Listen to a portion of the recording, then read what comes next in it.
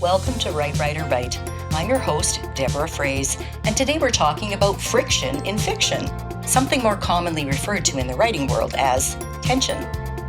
We tend to think of tension as rising from plot, and while it certainly does, that plot and every twist it holds is most effective when it rises from the clash of characters.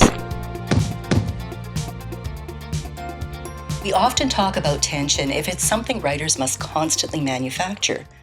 But the tension with the most emotional impact, the kind that really grips readers, comes from the push and pull created by your cast of characters.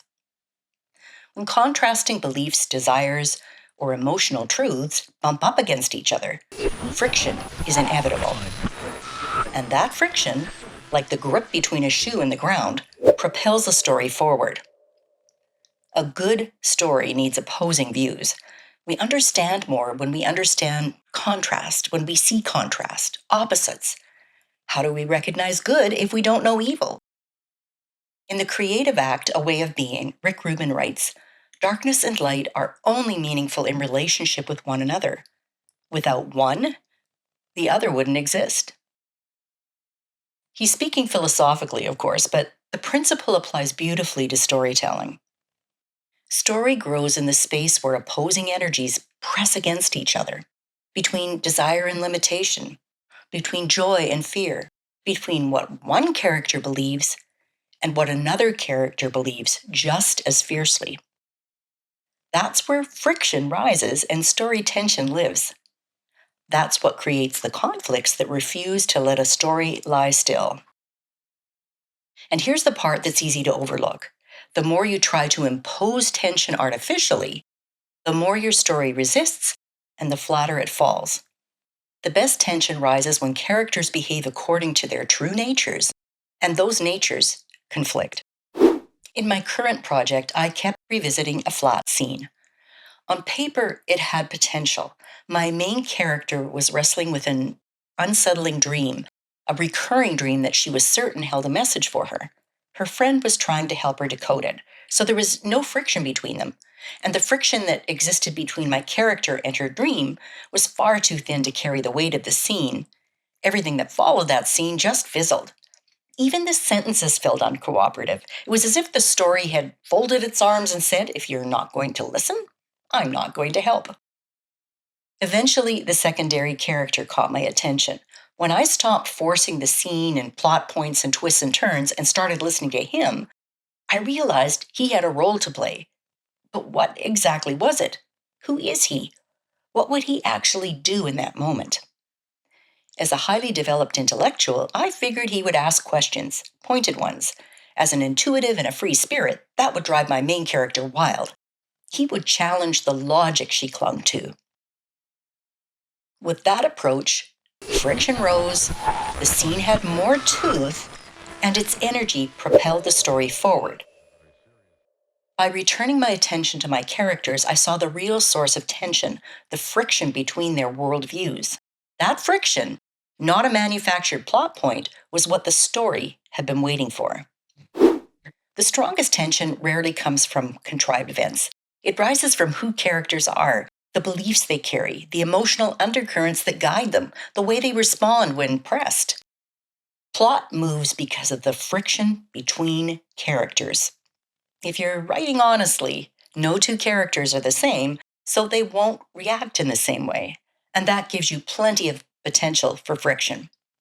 Tension grows when we listen to what our characters think, what they feel, and especially what they hide from themselves.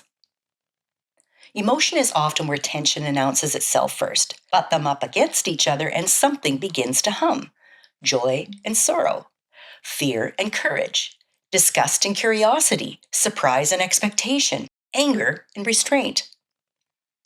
These pairings spark immediate friction, and that pressure is the heart of narrative tension. So let's take a look at that in a scene. 3 people are driving home from a funeral on a winter night. Snow has been falling for an hour, soft, heavy flakes drifting across the windshield and settling over a quiet country road. They're 20 miles from the nearest town when the engine sputters, coughs, and dies. The car rolls to a stop. In that moment, 3 very different worldviews ignite 3 different emotional truths. Marcus, the driver, reacts first. He slams his palm against the dashboard. "You've got to be kidding me." His anger flares fast and loud, but it's really not the gas, it's the whole wheel.